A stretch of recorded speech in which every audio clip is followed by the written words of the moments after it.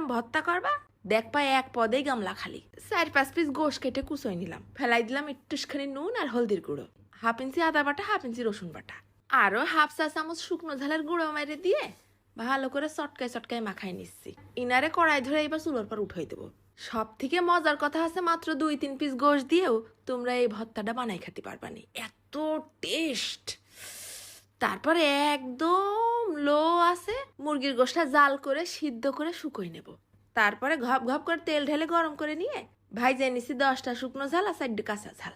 জিবলের আজকে কোনো ক্ষমা হবে না। এরপর ওই তেলের মধ্যেই ফেলাই দিলাম বেশ 8-10টা রসুনের কোয়া। কিছুক্ষণ ভাজা হয়ে আসলে দিয়ে দেবো 1 মুঠখানি পেঁয়াজ কুচি। তারপরে একেবারে লাল লাল মুসমুসে করে ভেজে নেবো। ঘিরান যা হবে না। এধারে সিদ্ধ মুরগির গোশটাও ঠান্ডা হয়ে গেছে, হাতে একটা ছালা থুকু পলিথিন বাইন্দে গোশটাও আশ কিরাস করে নিলাম। তারপরে একে একে ওই কাঁচা ঝাল শুকনো ঝাল নুন দিয়ে ডলে নেবো। ফার্স্টে কিন্তু মুরগিতেও নুন দিছি, সে খেয়াল রাখতে হবে। এইবার দিলাম ভাজা পেঁয়াজ রসুন, তাও মড়মড় করে ভেঙে নেই। ঝাল পেঁয়াজটা সুন্দর করে মাখানো হলে ফেলাই দেবো ওই মুরগি। এমন করে মাখতে হবে যেন হাতেই রান্না হয়ে যায়। দিলাম আবার বেশ খানিকটা ধনেপাতা কুচি, কাঁচা পেঁয়াজ আর একখান বড় সাইজের লেবুর রস। ঘপ ঘপ করে ঢেলে দিছি আবার গ্যালন খানিক সরষের তেল। মাখানোর কালার দেখেই তো জিবলিটা হাঁটুর সাথে আর কপালের সাথে উপর নিচ বাড়ি খাচ্ছে। কি ডাক হইছে ফেরেশ গোশ নিয়ে করে সব ঠেলাঠেলি। ভুনা গোশ রান্তি বসলি, তার মধ্যে 2-4 পিস সাদা গোশ উঠে নিয়ে আসি এরম ভর্তা করবা, এক মুরগি দিয়েই 2 পদ হয়ে যাবে। তবে এইরকম করে ভর্তা বানালি তোমার ভুনা গোশ বেঁচে যাবে, আমি গ্যারান্টি দিচ্ছি।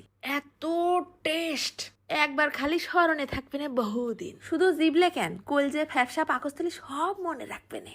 ঝাল তো হয়েছে কলজে সিরা, সাথে লেবু টক টক আর ভাজা পেঁয়াজ রসুন কাঁচা পেঁয়াজ।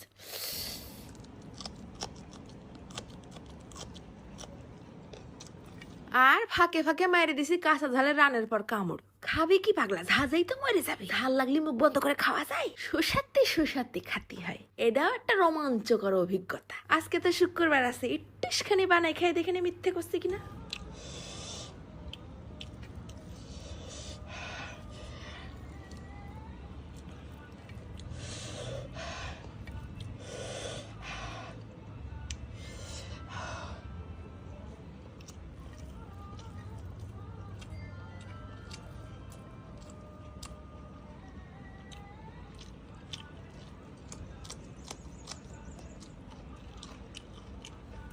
অনেকে আবার কমেন্ট করে, আরে এই বিটি শুধু ঝাল দেখায়, খায় না। তাই তাগের জন্য একটু ভয়েসটা অন করে শুনোই দিলাম।